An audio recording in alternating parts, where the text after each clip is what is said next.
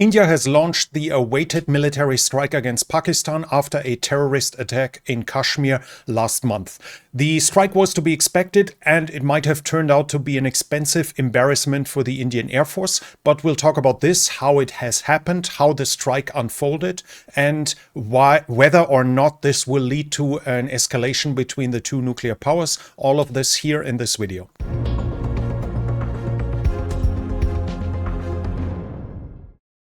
It was to be expected that India is going to react militarily to the terrorist attack from the 22nd of April, where 26 Indian civilians were killed. Out of those 26 civilians, 25 were Hindus, which were previously identified to be Hindus by the terrorists. So they wanted to kill specifically Hindus, which is obviously an even bigger provocation to the Hindu government in Delhi.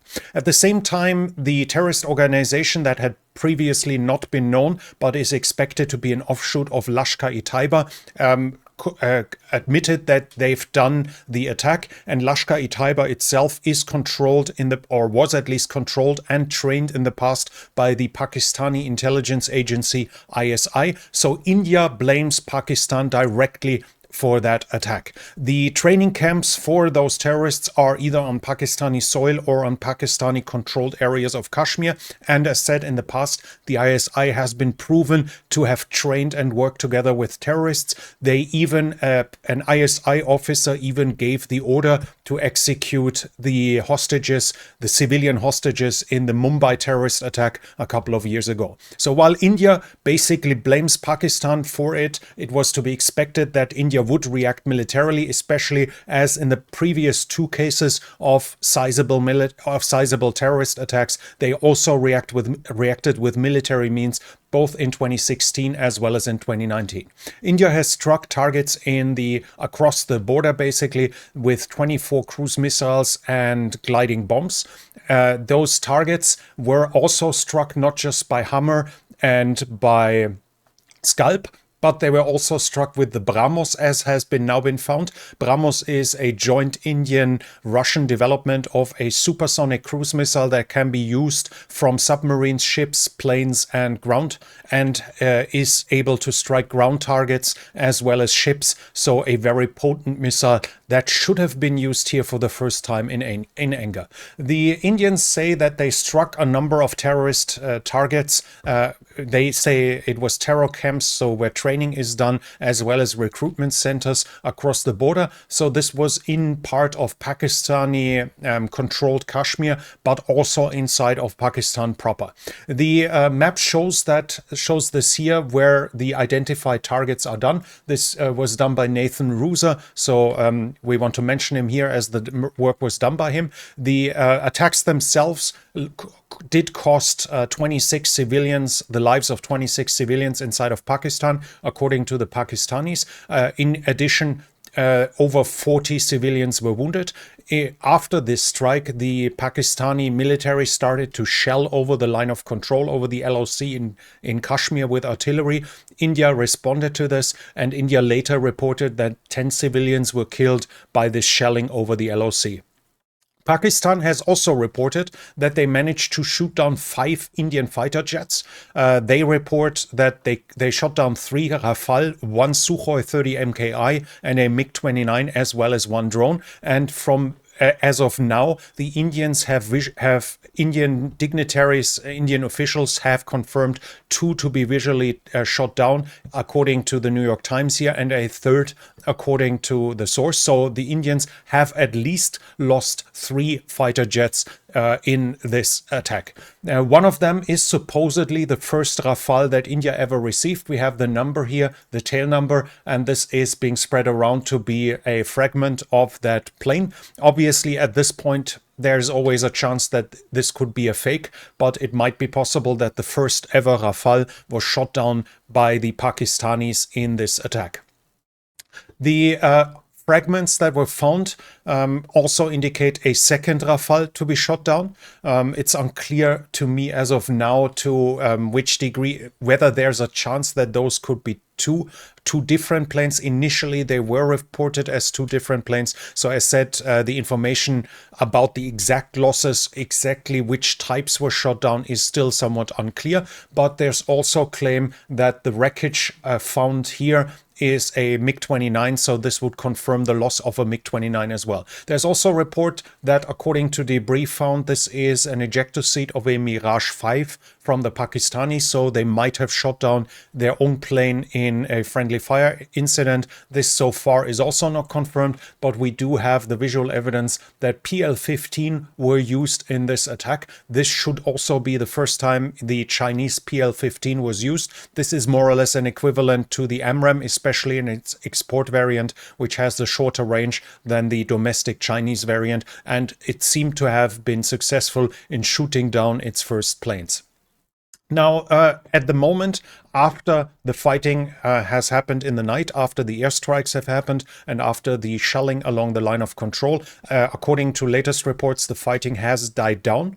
And this leads us to the question, how is it going to continue? A bigger escalation seems highly unlikely.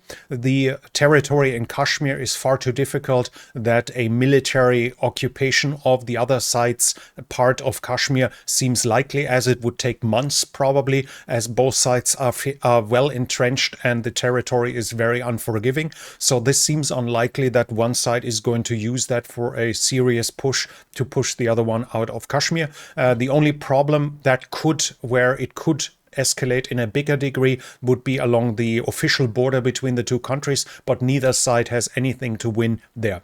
India cannot defeat Pakistan, because if they defeat Pakistan, Pakistan will launch a nuclear strike, and Pakistan cannot defeat India. How far do they want to advance against a bigger Indian armed force? So an escalation in this regard seems highly unlikely.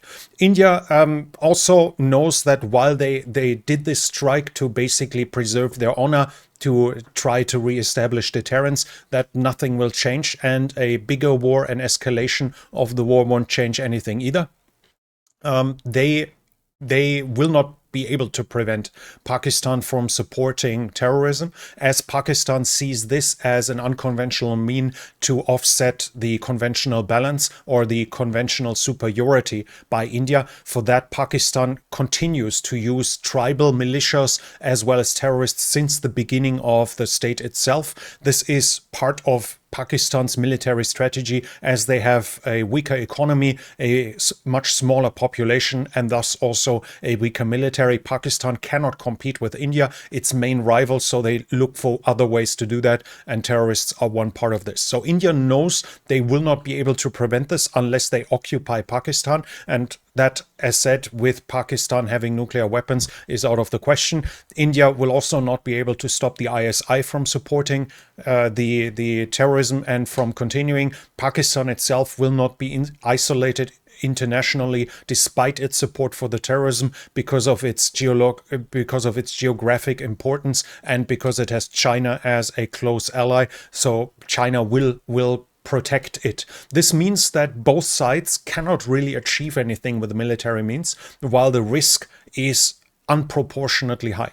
Risking something, trying something out, trying to take over Kashmir is out of the question. The costs is much too high and neither side is likely to win, and this leads to the conclusion that this will likely die down. We have fighting against the LOC basically every year. If you look at the lists you find online, you see that soldiers from both sides die basically yearly along the line of control. While that is usually not done with heavy weaponry, and while that is usually not done with the Air Force, it's still a regular occurrence that does not lead to full-scale war.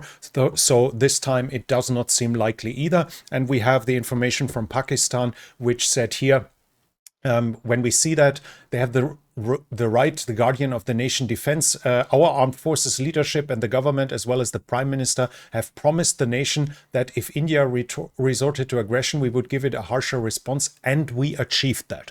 So they basically said, we are already done. Unless India doubles down, this should already be over by now. And unless India feels a need to avenge the loss of its planes and to cleanse its honor or something like this, it seems unlikely that this is going to spiral out of control.